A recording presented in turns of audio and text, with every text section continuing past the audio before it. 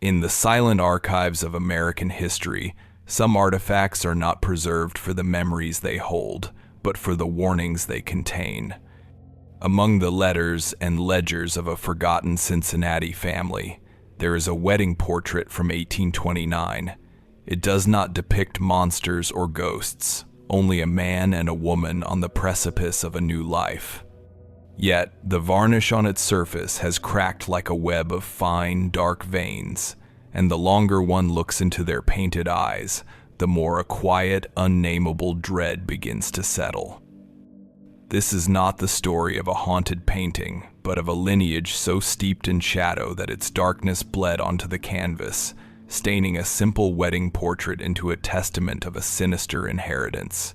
If you believe that history's most unsettling truths are found in the margins of its official record, and you are new to this archive, subscribe now to join our inquiry and unseal the forgotten files of the past.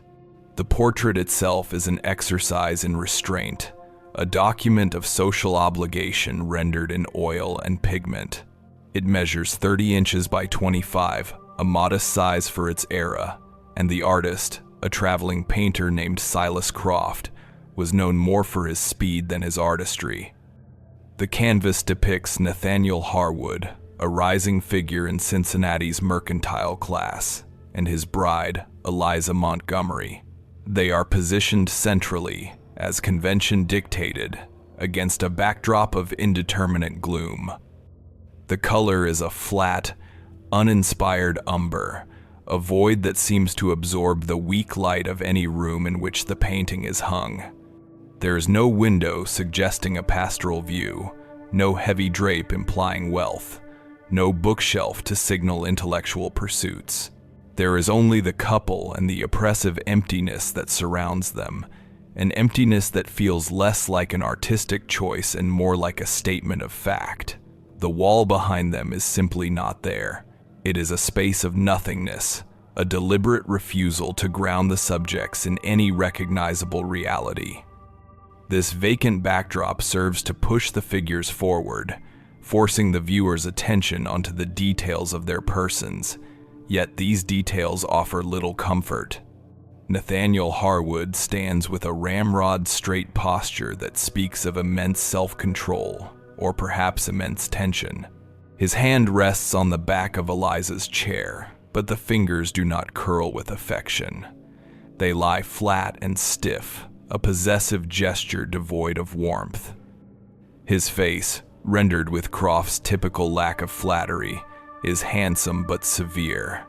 The jaw is tight, the lips a thin, bloodless line. His eyes, the focal point of his expression, are dark and deeply set, and they do not meet the viewer's gaze. Instead, they stare slightly to the left, fixed on a point beyond the frame, as if preoccupied by a matter of grave importance just out of sight. A single humanizing detail is recorded in his private correspondence. Nathaniel Harwood, for all his stern ambition, cultivated a small, private collection of pressed wildflowers, a gentle hobby that stood in stark contrast to the rigid persona he presented to the world. It was a secret softness, a quiet appreciation for fragile beauty that would find no place in the life he was about to lead. Eliza Montgomery, now Eliza Harwood, is seated. Her wedding gown is a confection of cream-colored silk and delicate lace, yet it appears almost as a uniform, its rigid construction mirroring her husband's posture. Her hands are folded demurely in her lap, clutching a small psalter bound in white leather. Her face is pale, almost luminous against the dark background, but her expression is unreadable. There is no blush of bridal joy, no hint of nervous anticipation. There is only a profound and unsettling stillness.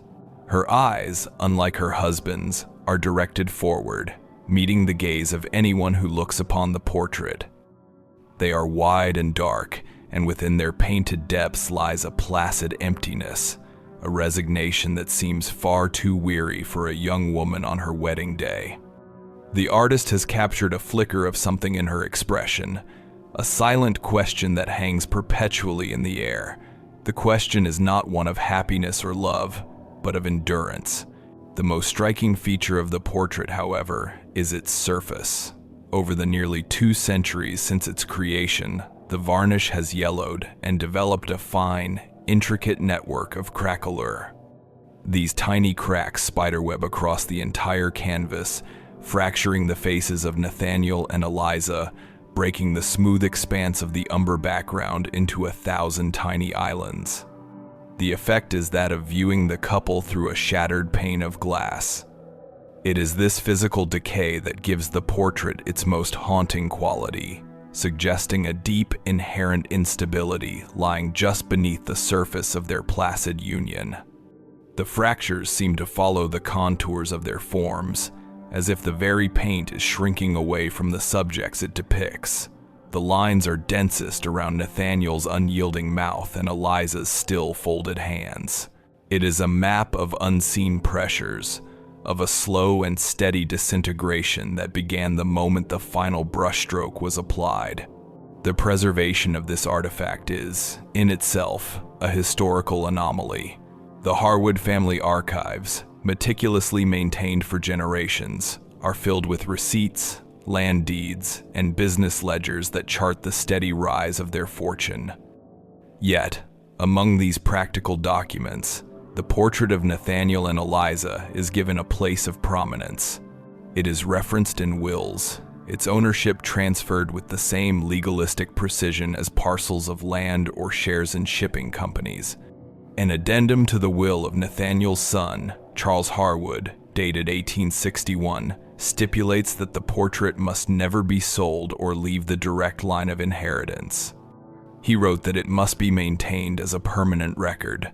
The document does not specify what it is a record of. This insistence on its preservation is peculiar. The painting is not a masterpiece. Its artist was obscure.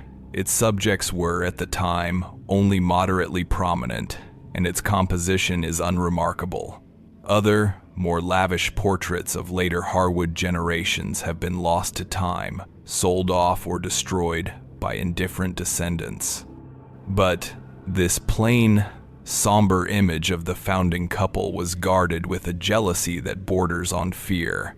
The question that echoes through the family records, unspoken but ever present, is why. What did the family fear this ordinary portrait might reveal to the wrong set of eyes? It was not treated as a beloved heirloom, but as a piece of evidence that must be kept under close watch, a silent witness whose testimony could never be allowed to be heard. To understand the portrait's silent testimony, one must first understand the city in which it was painted. Cincinnati in 1829 was a city of contradictions, a place of explosive growth and simmering resentment, perched precariously on the banks of the Ohio River, the very line that divided the free states of the North from the slave states of the South. It was called the Queen City of the West, a bustling hub of commerce and industry where fortunes were made overnight in pork packing, shipping, and land speculation. The air, thick with the smoke of foundries and the smell of the stockyards, was the scent of progress, of manifest destiny in action. Steamboats crowded the levees, their whistles a constant mournful chorus that signaled the arrival of goods from downriver New Orleans and the departure of settlers heading further into the unsettled West. The population was swelling, attracting ambitious young men like Nathaniel Harwood, who saw in the city's chaotic energy the promise of unlimited opportunity. But beneath this veneer of prosperity, Cincinnati was a city on edge. It was a frontier town caught between warring identities. It was a haven for abolitionists, a critical junction on the Underground Railroad where escaped slaves sought refuge and a new life. Yet, it was also home to a significant population of white laborers, many of them recent immigrants from Germany and Ireland, who competed directly with the city's free African-American community for jobs and housing. The city's economic ties to the South were deep and tangled. Cincinnati merchants and bankers, including the Harwood family, depended on the products of slave labor for their wealth. This created a volatile social climate, a powder keg of racial animosity and economic anxiety that required only a single spark to ignite. The city's elite, the class to which the Harwoods aspired and would soon belong, navigated this tension with a careful, calculated public neutrality, while privately securing their interests and profiting from the instability. The Harwood family's ascent was inextricably linked to this turbulent environment. Nathaniel's father, Charles Harwood the Elder, had arrived in Cincinnati 2 decades earlier with little more than a modest inheritance and a keen understanding of how to leverage influence. He established a small shipping concern that quickly grew by securing lucrative contracts to transport goods for southern plantations. By 1829, the Harwood name was synonymous with shrewd business and quiet, unshakable power. They owned warehouses along the riverfront, held interests in the city's most prominent banks, and were beginning to acquire vast tracts of land both within the city limits and in the surrounding territories. Their wealth was new, but it was solid, built upon the relentless flow of commerce that defined the city. However, a closer examination of the Harwood family ledgers from this period reveals irregularities, transactions that are conspicuously vague. Large sums of money are recorded as payments for security services or property acquisition consultation, with no further details provided. These payments often coincide with periods of social unrest in the city. There are records of land purchased at prices far below market value, the deeds signed over from owners who are listed in census records as having abruptly left the state. The official narrative, the one presented in the sanitized histories of Cincinnati's founding families, is one of hard work and clever investment. The archival evidence, however, whispers a different story. It hints at a family that not only weathered the city's storms but learned to profit from them, a family that saw opportunity in the misfortunes of others and was ruthless in its exploitation.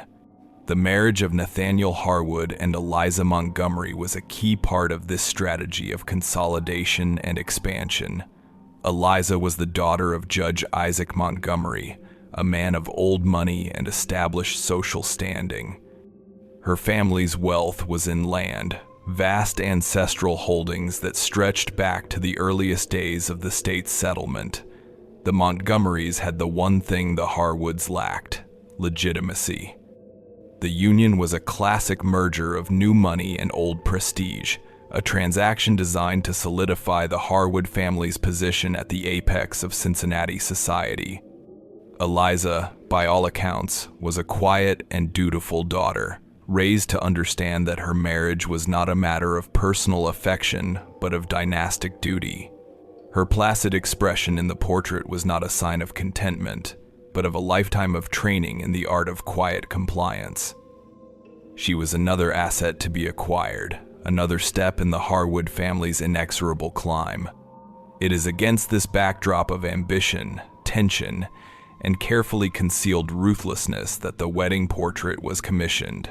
It was meant to be a statement, a declaration of the Harwood family's arrival. It was intended to hang in the grand foyer of the new home Nathaniel was building, a brick mansion on a hill overlooking the smoky, chaotic city from which he was drawing his fortune. It was to be the first of many such portraits, the beginning of a gallery of ancestors for a dynasty that planned to endure for centuries. The plainness of the painting, the starkness of its composition, might have been an intentional choice, an attempt to project an image of sober Republican virtue in keeping with the aesthetics of the time.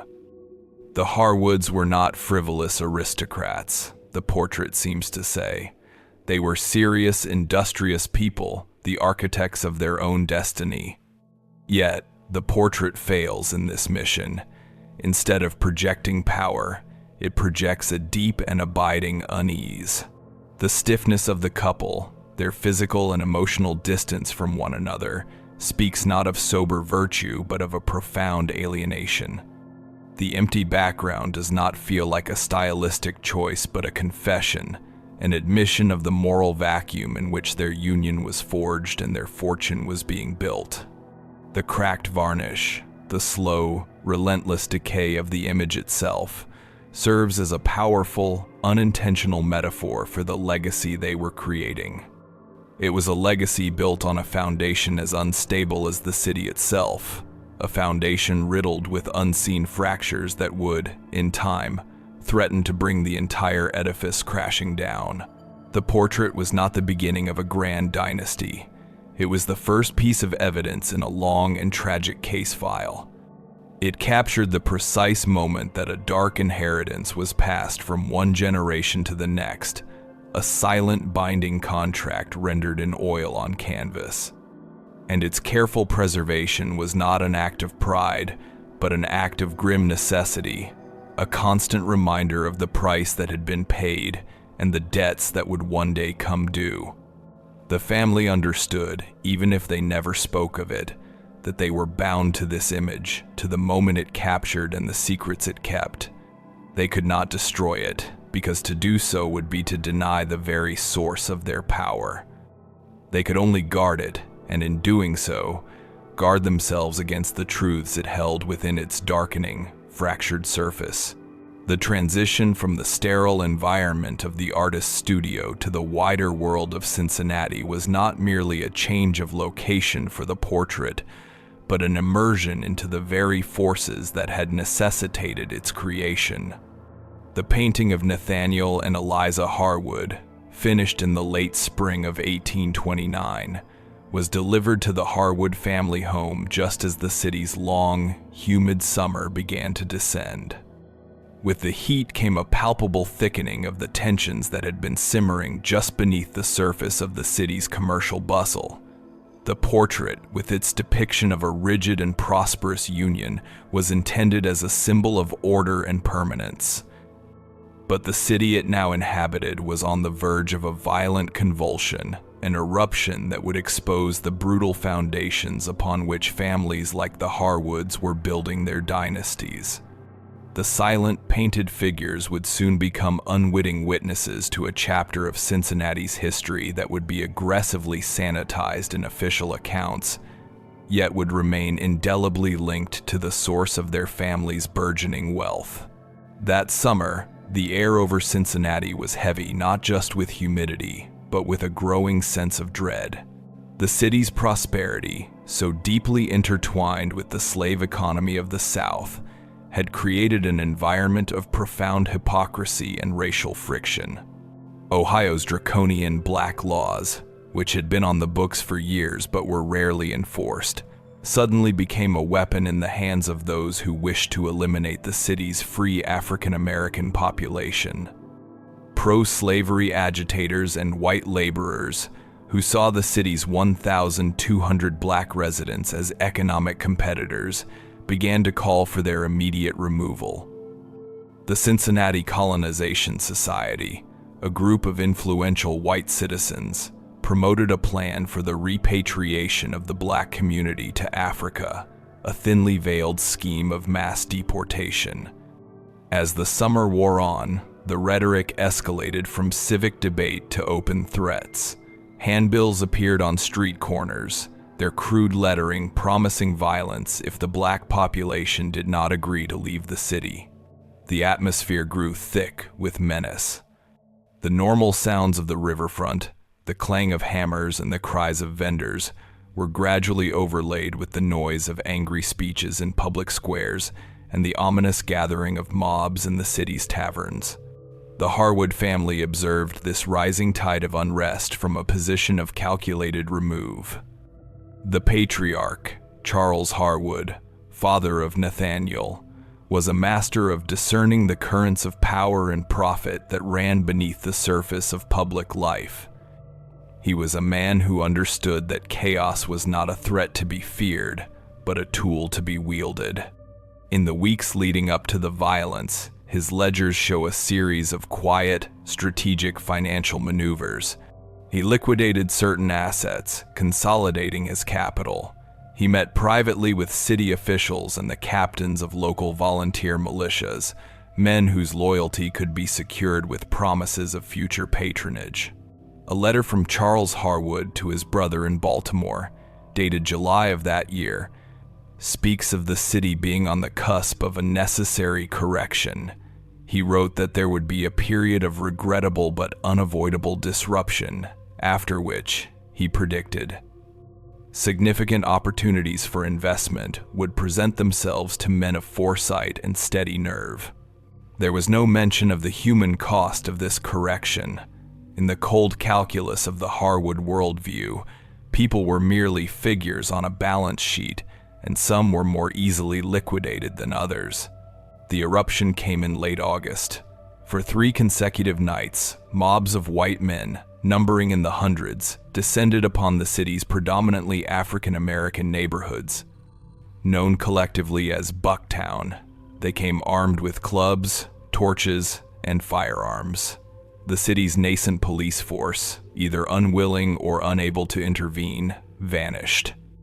The mobs moved through the narrow, unpaved streets with a brutal efficiency. They shattered the windows of homes and businesses. They dragged families from their beds, beating them in the streets. They set fires that cast a hellish, flickering glow against the night sky, a glow that was visible from the windows of the Harwood mansion on its hill. The air, for miles around, filled with the smell of burning wood and the taste of ash. The sound of splintering doors, of screams, and of the mob's collective roar echoed through the city, a symphony of targeted, racial terror. The violence was not random. It was a methodical campaign of expulsion designed to break the will of the community and force them to abandon their homes, their property, and their lives in Cincinnati. During these 3 nights of terror, Charles Harwood did not participate. He did not need to. He remained in his study, a decanter of brandy at his elbow, receiving periodic reports from couriers.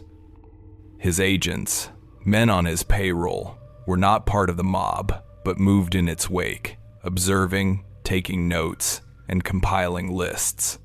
They were mapping the destruction, assessing the damage not in terms of human suffering, but in terms of real estate. They noted which homes were abandoned, which businesses were destroyed, which properties were now effectively ownerless. Charles Harwood was not a man driven by the same crude hatred as the men in the streets. His motives were far colder, and in their own way, far more sinister. He was an architect of dispossession, and he understood that the passions of the mob could be harnessed to serve the interests of capital. He watched the city burn, and he saw not a tragedy, but a clearance. In the immediate aftermath, a heavy, unnatural silence fell over the city. The streets of Bucktown were a landscape of ruin. Broken furniture and personal belongings lay scattered in the mud, testament to the panicked flight of their owners. The windows of the houses stared out like vacant eyes. In the days that followed, a mass exodus began. Over 1,000 African American residents, seeing no future in a city that had so violently turned against them, prepared to leave. They sold what little they could salvage for a fraction of its worth, desperate for the funds to make the arduous journey north to Canada, where many would help establish the Wilberforce colony, a settlement of refugees from American racial violence. It was in this moment of collective despair and desperation that Charles Harwood's plan moved into its next phase. His agents, now dressed in the respectable garb of lawyers and land surveyors, moved through the broken neighborhoods. They approached the fleeing families not with threats, but with offers of assistance. They carried satchels filled with legal documents and cash. They offered to purchase the deeds to the abandoned properties on the spot for pennies on the dollar. The transactions were swift and brutal in their simplicity. A family's home, the product of years of labor and saving, was signed away for a pittance, the price of a wagon and supplies for the journey north. The agents presented it as an act of charity, a way to help these unfortunate people move on. But the ledgers of Charles Harwood tell a different story. They record the acquisition of dozens of properties, entire city blocks, for a sum that was infinitesimal compared to their true value. The Harwood fortune, already substantial, was about to be massively inflated, built directly upon the foundations of shattered lives and forced migration. The family's connection to the militias that had orchestrated the violence is confirmed in a letter discovered deep within the Harwood archives. The letter, penned by Charles Harwood himself in October of 1829, is addressed to a Major William Tanner, a commander of a militia unit known for its violent anti-abolitionist stance. The letter congratulates the major on his firm handling of the recent civic disturbances and his success in restoring a proper sense of order to the city. It goes on to state that, in recognition of his valuable service, a substantial contribution has been made to the militia's discretionary fund. The letter is a smoking gun, a clear and undeniable link between the Harwood fortune and the orchestration of the riots. It reveals that Charles Harwood was not a passive opportunist, but an active, if clandestine, sponsor of the terror. He had helped finance the very violence from which he would so handsomely profit. The letter is written on fine, crisp linen paper, the handwriting a model of elegant, disciplined penmanship. There is not a single waver or hesitation in the strokes, the script of a man utterly convinced of his own righteousness and entitlement. It is in the years following this event that the wedding portrait of Nathaniel and Eliza begins to acquire its sinister significance. The properties acquired by Charles Harwood in 1829 became the cornerstone of a vast real estate empire that would enrich the family for generations. And as this tainted wealth was passed down, the portrait became its emblem. In an inheritance dispute that arose in 1852 between Nathaniel and his younger brother Josiah, the portrait is mentioned specifically. A legal document, drafted to resolve the dispute, decreed that the bulk of the downtown properties, those acquired during the urban clearances of 1829, would pass to Nathaniel.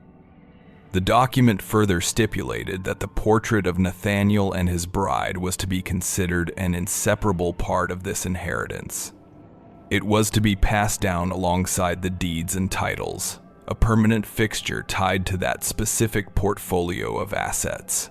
The portrait was no longer just a depiction of a marriage. It had become a legal symbol, a marker of ownership for the wealth that had been built on violence and displacement. It was the face of the family's original sin, and the law now mandated that it must be preserved, its silent gaze a perpetual reminder of the cost of the Harwood prosperity. The cracked varnish on its surface seemed to deepen with each passing year, mirroring the moral decay that was now sealed into the very legal and financial structure of the family. The empty wall behind the couple was no longer just a void. It was a representation of the emptied homes, the erased lives, upon which their legacy was built. The brutal efficiency of the Harwood family's enrichment in 1829 was not an isolated incident of shrewd opportunism. It was, instead, the most recent and visible manifestation of a pattern, a methodology that had been refined over generations. To understand the true nature of the lineage that Nathaniel Harwood inherited and Eliza Montgomery married into, one must move beyond the ledgers of Cincinnati and descend into the deeper, quieter archives of colonial America. Here, in the brittle pages of parish registers, in the faded ink of land treaties, and in the cryptic marginalia of court documents, the Harwood name appears with a disturbing and recurrent regularity. The story told by these documents is not one of steady, industrious growth. It is a chronicle of sudden deaths, fortuitous acquisitions, and strategic alliances that invariably left the Harwood family more powerful, and their partners or rivals either ruined or dead. The investigation into the wedding portrait's meaning necessarily becomes a genealogical excavation, digging down through the layers of the family's history to expose the toxic bedrock upon which it was built. The trail begins more than a century before the Cincinnati riots, with the arrival of Amon Harwood in the Ohio Valley in the 1720s. He is recorded in the annals of a small frontier trading post as a fur trader and land surveyor, a man of few words and considerable ambition.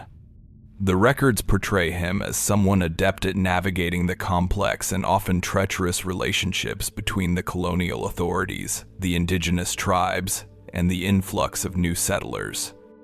He was a man of the borderlands, comfortable in the spaces between worlds, and he understood that on the frontier, the lines on a map were only as real as the force one could bring to bear to defend them. Early accounts from other traders describe him as unnervingly patient, a man who could sit in silence for hours during a negotiation, his gaze steady and unreadable, waiting for the precise moment of weakness or distraction in his counterpart. The first entry in the long ledger of Harwood prosperity and associated tragedy appears in the autumn of 1731. Amon Harwood had entered into a partnership with a more established trader, a man named Jean-Pierre Moreau, who had spent years cultivating relationships with the local Shawnee and Miami tribes. Moreau was the key to the partnership's success. He possessed the trust and the linguistic skills that Amon lacked. The partnership was immensely profitable for 2 seasons. Then, in a curt entry in the trading post's log, it is noted that Jean-Pierre Moreau died of a sudden and violent fever. The entry is brief, barely a sentence long. It offers no details about the nature of the illness.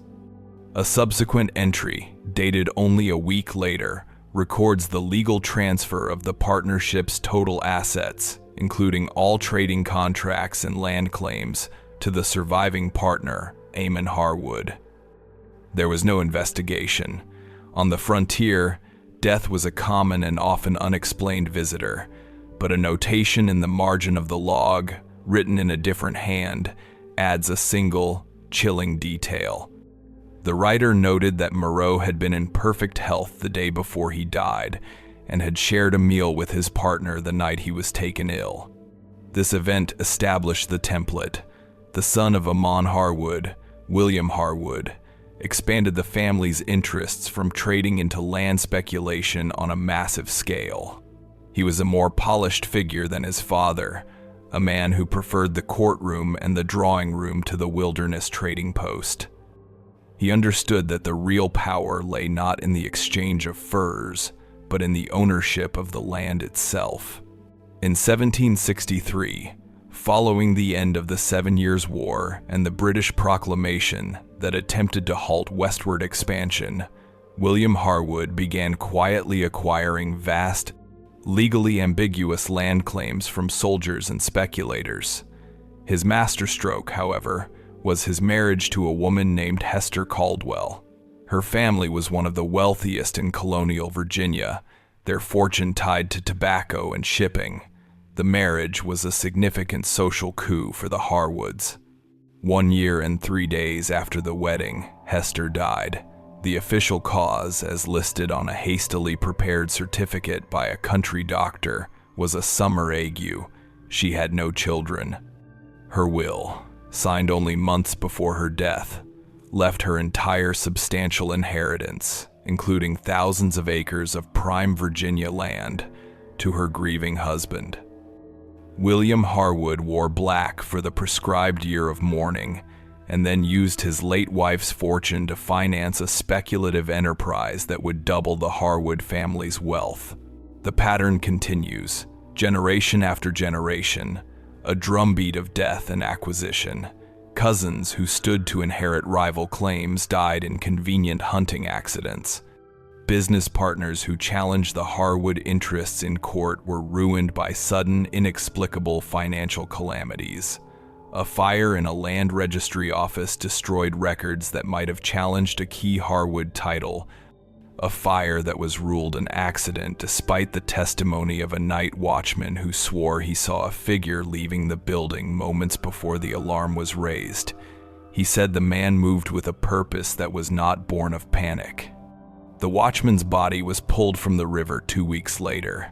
Each incident, viewed in isolation, could be dismissed as misfortune, a stroke of bad luck for those who stood in the family's way. But when cataloged and laid out in chronological order, the coincidences accumulate to the point of statistical impossibility. It becomes clear that the Harwood family did not merely have good fortune. They manufactured it through means that were never recorded in the official documents, but whose consequences are written there for all to see. The family's involvement in the expropriation of indigenous land becomes more explicit and systematic in the early 19th century. The Harwood name appears with alarming frequency in the archives related to land treaties. They are not always the primary signatories, but they are always present, their names listed as witnesses, as official surveyors, as clerks to the government commissioners. They operated in the machinery of dispossession, the quiet bureaucratic engine that translated military conquest into legal ownership. Their most significant appearance is in the records of the Second Treaty of Prairie du Chien, signed in the summer of 1829, the same summer that Cincinnati burned. This treaty was a massive cession of land from the Council of Three Fires, the United Tribes of the Ojibwe, Odawa, and Potawatomi peoples, to the United States government. It opened up millions of acres in what would become Illinois, Michigan, and Wisconsin to white settlement and speculation. Listed among the witnesses to the signing is a Mr. Elias Harwood, Nathaniel's uncle and his father Charles's younger brother. His official role was that of a government surveyor, a seemingly minor bureaucratic function. Yet, archival land sale records from the following year show that Elias Harwood, along with a consortium of investors that included his brother Charles in Cincinnati, acquired title to over 50,000 acres of the newly ceded territory, much of it prime timber and mineral land, for a price that was almost insultingly low. They had leveraged their inside knowledge of the treaty negotiations and the subsequent land surveys to claim the most valuable parcels before they were ever made available to the public. It was a perfectly legal act of corruption, a seamless conversion of political influence into private wealth. The treaty, which promised peace and security to the tribes in exchange for their land, was for the Harwoods just another business transaction, the grandest and most profitable one yet. The curling pages of the treaty document, the florid signatures of the government officials, and the pictographic marks of the tribal leaders represent two entirely different realities. For one, it was the legal codification of their own displacement. For the other, it was the foundation of a new fortune. This exploration of the Harwood lineage reveals a crucial detail about the marriage of Nathaniel and Eliza. The Montgomery family, for all their old world prestige, were not innocent bystanders in this history. A parallel search through the archives reveals that Judge Isaac Montgomery's grandfather had acquired his own vast land holdings in a strikingly similar manner, profiting from a treaty signed with the Iroquois a generation earlier, and Eliza's own grandmother had died young, of a sudden illness, leaving her fortune to her husband. The marriage of Nathaniel Harwood and Eliza Montgomery was therefore not a simple merger of new and old money. It was the convergence of two separate but philosophically identical streams of predatory accumulation. It was the consolidation of a shared methodology, a doubling down on a tradition of ruthless extraction that treated both land and people as disposable commodities. The union was not just about securing social standing, it was about intertwining two legacies of loss, creating a new entity that was stronger and more formidable than its constituent parts. The blood that ran in the veins of their children would carry the weight of not one, but two sinister inheritances, The emptiness behind the couple in their wedding portrait was not just the absence of a wall. It was the collected absence of every person whose life, land, or fortune had been consumed to bring them to that moment. It was the visual representation of a history built on erasures. The question that hangs over the archives is not whether the family was corrupt. That much is self-evident. The question is whether this relentless, multi-generational pattern of acquisitive violence was merely a product of human greed, or if, over time, it had become something else. Something that functioned with the cold, inexorable logic of a curse, a debt passed down through blood and marriage, a debt that would eventually demand a different kind of payment.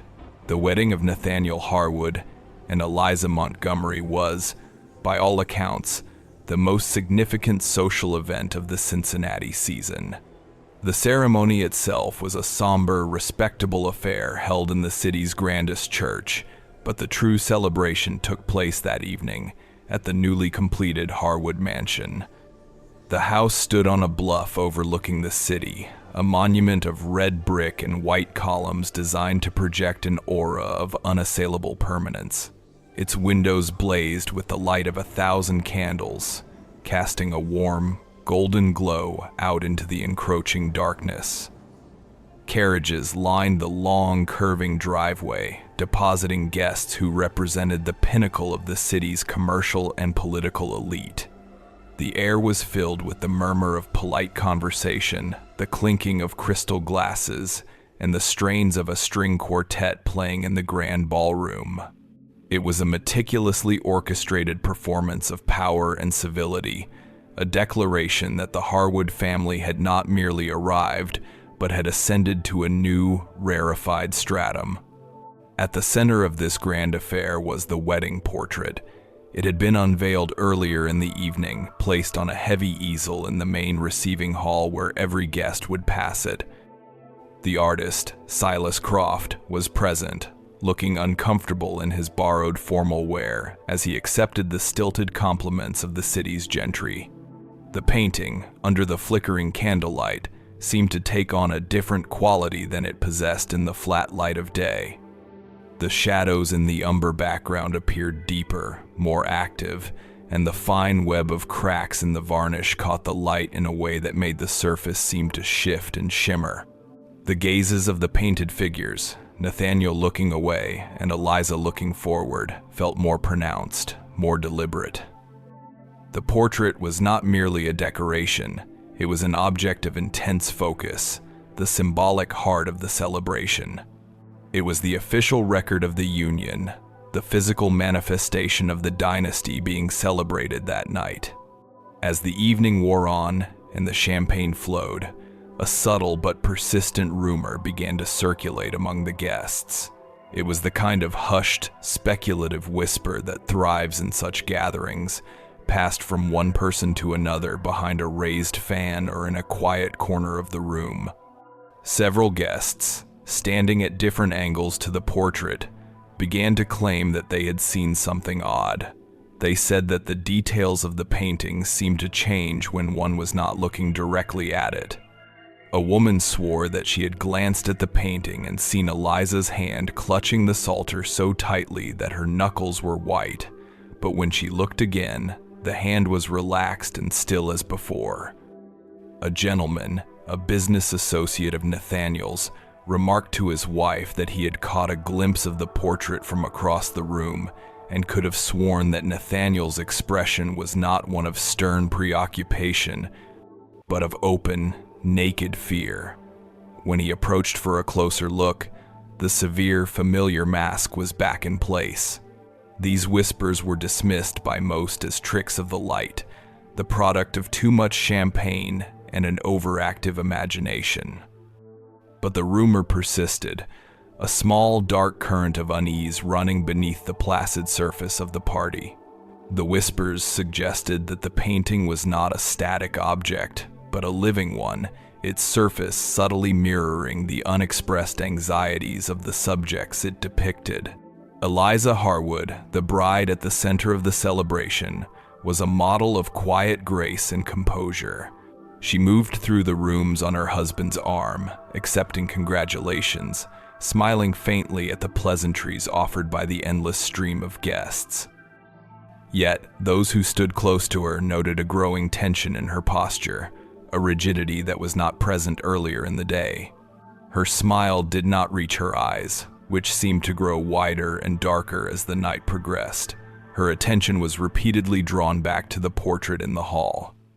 Several times, she would pause in the middle of a conversation, her gaze drifting over her companion's shoulder to where the painting stood, as if listening for a sound that only she could hear.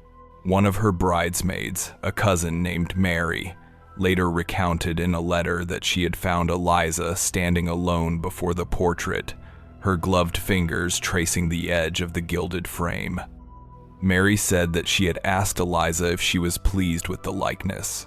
Eliza had turned to her, her face pale in the candlelight, and had said that the artist had painted a truth that she had not yet understood. She did not elaborate on what that truth might be. For his part, Nathaniel Harwood performed the role of the proud groom with flawless precision. He was attentive to his new bride. He engaged in hearty, confident conversation with his father's business partners, and he accepted the toast to his future with a solemn nod. Yet, a careful observer would have noticed the strain beneath the performance. His hand, when he raised his glass, was not entirely steady.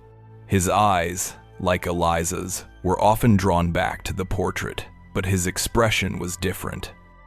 It was not one of curiosity or unease, but of grim recognition, as if he were looking at a document whose damning terms he already knew by heart.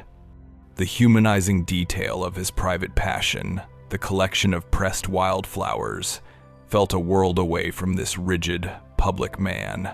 The secret softness had been entirely subsumed by the demands of his inheritance. He was no longer a man with private interests, but a vessel for a legacy, and the weight of that legacy was beginning to show. The turning point of the evening came late, when most of the guests had departed. A servant, a young man who had only recently entered the Harwoods' employ, delivered a letter to Nathaniel on a silver tray. The envelope was of a cheap, coarse paper, a stark contrast to the fine stationery of the wedding invitations. It was sealed with a simple wafer of wax, bearing no crest or identifying mark. Nathaniel took the letter, his expression tightening as he recognized the scrawl of the address. He broke the seal and read the single sheet of paper it contained. As he read, the color drained from his face, leaving it a mask of pale wax. His hand, the one holding the letter, began to tremble violently. His father, Charles Harwood, who had been observing from across the room, moved swiftly to his side. He took the letter from his son's shaking hand, read it in a single practiced glance, and then, without a word, crumpled it into a tight ball and threw it into the nearest fireplace. The paper flared brightly for a moment, the ink turning to black ash before it was consumed. Though the letter was destroyed, its contents would be preserved in the testimony of a housemaid who had been clearing glasses nearby. She had been close enough to see the first few lines of the letter before Charles Harwood snatched it away.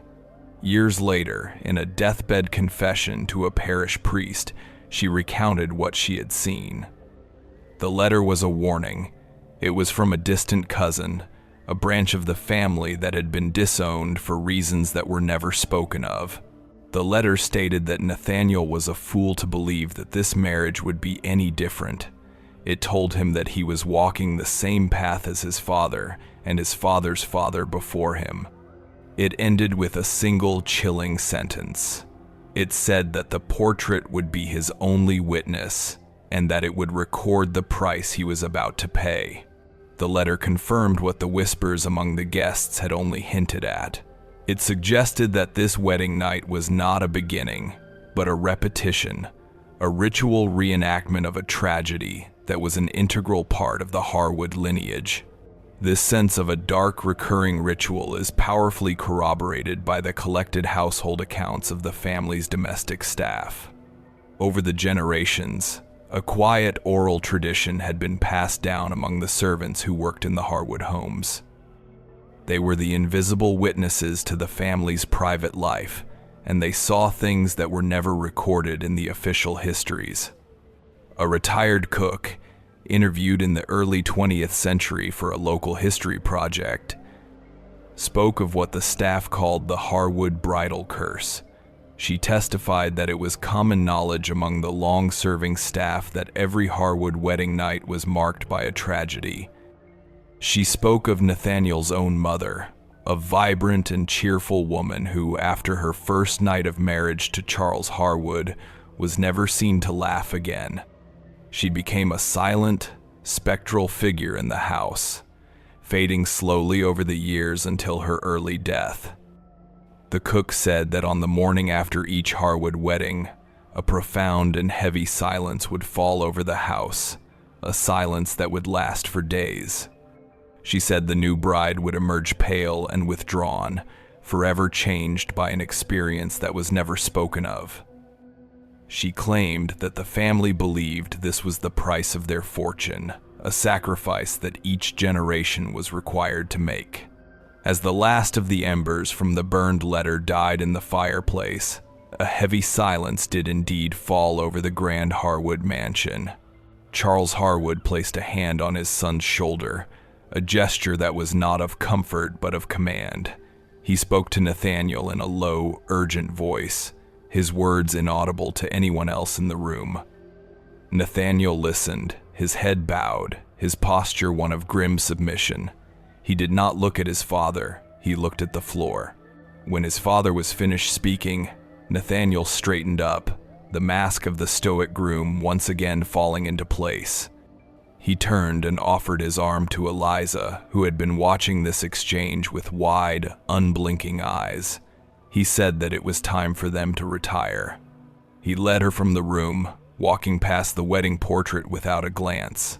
The remaining servants watched them go, their faces impassive. They knew, from the stories passed down to them, that the night's true ritual was only just beginning. The candles in the great hall flickered, casting long, dancing shadows that stretched across the walls, and on its easel, the portrait of Nathaniel and Eliza Harwood kept its silent, unchanging watch. Its purpose as a witness finally coming to fruition, it was now fulfilling its true function, not as a celebration of a union, but as the official record of a sacrifice. The immediate consequences of Nathaniel and Eliza Harwood's wedding night were not recorded in any public document, but were instead etched into the silent, suffocating atmosphere of their new home. The celebration, with its blazing candles and hopeful toasts, gave way to a long and profound quiet. Eliza, once a woman of quiet compliance, became a creature of absolute stillness. She performed her duties as the mistress of a great house with a flawless, robotic precision, but the person who had existed before that night was gone, replaced by a pale, hollow-eyed effigy. She developed a particular aversion to the wedding portrait. Servants reported that she would never enter the main hall if she could avoid it, and if she was forced to pass the painting, she would turn her head away, her hand often rising to her throat as if to ward off a chill. Her transformation was the first and most immediate payment the Harwood legacy demanded of her generation. Nathaniel, in turn, became even more severe, more deeply entrenched in the cold mechanics of his family's business. The secret softness, the pressed wildflowers, were forgotten, buried beneath the weight of his inheritance. They had only one child, a son named Charles after his grandfather, who survived to adulthood.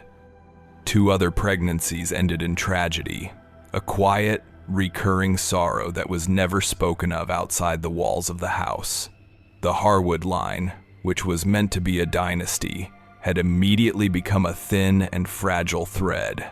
The portrait outlived its subjects by more than a century and a half, a silent, implacable witness to the slow, steady decay of the family it depicted.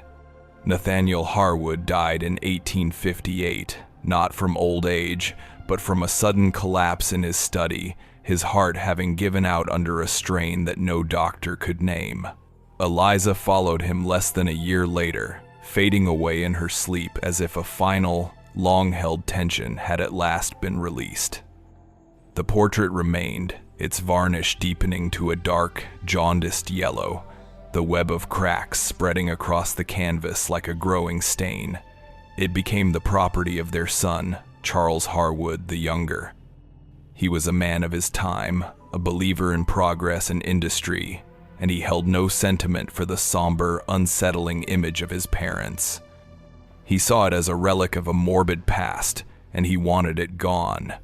In the winter of 1870, he ordered 2 of his groundskeepers to take the painting from the hall and burn it on a bonfire with the autumn leaves and garden refuse. The men carried the portrait out into the cold, damp air. They placed it on the pyre, the painted eyes of Eliza Harwood staring up at the gray, unforgiving sky. One of the men doused the canvas and the ornate, gilded frame with kerosene. The smell, sharp and chemical, hung in the frigid air. As the other man approached with a lit torch, a sudden, violent squall of wind and freezing rain swept across the estate. It came out of nowhere, from a sky that had been merely overcast moments before. The downpour was so intense that it extinguished the torch and soaked the pyre in seconds, leaving the portrait glistening and untouched in the sudden gloom. The groundskeepers, deeply unnerved by the event, refused to make a second attempt. They told Charles that the painting did not want to burn. Defeated and disturbed, Charles had the portrait cleaned and rehung, not in the main hall, but in a disused upstairs bedroom where it was locked away from sight. The pattern of shrinking lineage and expanding fortune continued into the next generation. Charles the Younger proved to be even more adept at business than his father and grandfather. He profited immensely from the Civil War, securing lucrative contracts to supply the Union Army, and later, he invested heavily in the railroads that were stitching the nation together. The Harwood fortune swelled to an almost unimaginable size, becoming a vast and complex network of trusts, corporations, and real estate holdings. But he too had only one child, a daughter named Clara Harwood. She was a woman of the Gilded Age, educated and fiercely intelligent, but she inherited the family's pervasive melancholy. She inherited the locked room and the portrait within it. Clara despised the painting. She saw in the pale, resigned face of her great-grandmother a reflection of her own gilded cage. In 1901, she decided she would not try to destroy the portrait, but would instead banish it. She had it crated up and shipped to a distant cousin in Boston, along with a letter explaining that she could no longer bear to have it in her house. The cousin, a man with a keen eye for art and history, was delighted to receive it. He was found dead in his study 3 weeks later, from a fall that the police ruled as accidental. The crate containing the portrait was returned to Clara, unopened, by the man's grieving widow, who wrote that her husband had become obsessed and fearful after its arrival. She said he had claimed that the eyes of the woman in the painting followed him. Clara Harwood, now convinced the portrait was actively malevolent, took a different approach. She had the painting removed from its frame, the canvas rolled up and placed in a lead-lined tube, which was then sealed within a heavy iron lockbox. She took this box to her bank and had it placed in the deepest, most secure vault, with instructions that it was not to be opened until after her death. She believed that by entombing the image, by placing it in a space of pure commerce and security, she could finally break its hold. For a time, it seemed she had succeeded. She married, though she remained childless, and lived to an old age. The Harwood name, as a direct line, was coming to an end. When she died in 1946, her will contained a peculiar and explicit clause. It directed her executors to retrieve the lockbox from the bank vault. The will stated that the contents were to be taken out to sea and dropped into the deepest part of the Atlantic Ocean. It was her final, desperate attempt to rid the world of the thing that had haunted her family for more than a century.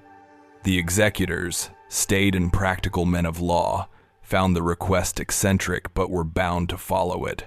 They retrieved the box. When they opened it, they found the lead tube, and within it, the rolled canvas. But the canvas was not alone. Lying alongside it was a single, perfectly preserved pressed wildflower, a species that had not grown in the Ohio Valley for over 50 years. There was no explanation for its presence. The box had been sealed for over 4 decades. The final dissolution of the Harwood estate was a long and complicated affair, a lawyer's feast that lasted for years. The direct line had died out with Clara.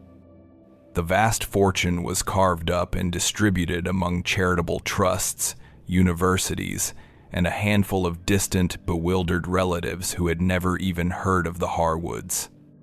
In the legal chaos, the portrait, now back in its original frame, vanished. It was just another piece of antique furniture, another item on a long inventory of assets to be liquidated. It passed through the hands of auction houses and antique dealers, its true and terrible provenance lost to the bureaucratic shuffle. Its history was erased, and it became just another anonymous, somber painting of a 19th century couple. For decades, it hung in the homes of people who knew nothing of the Harwoods, of the riots of 1829, or of the long, slow curse that had bled into the very fibers of the canvas. It was a silent, dormant object, its power seemingly neutralized by anonymity. Its rediscovery came in the autumn of 2019.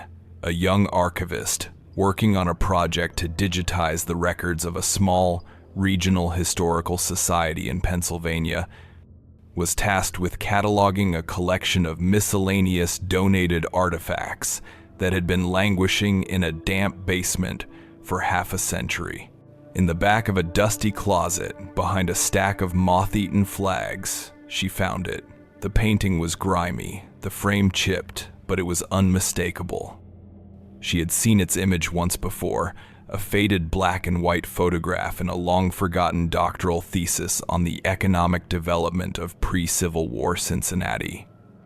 She recognized the severe jawline of Nathaniel Harwood and the wide, weary eyes of his bride, Eliza. The archivist felt a sudden, inexplicable chill in the musty air of the basement.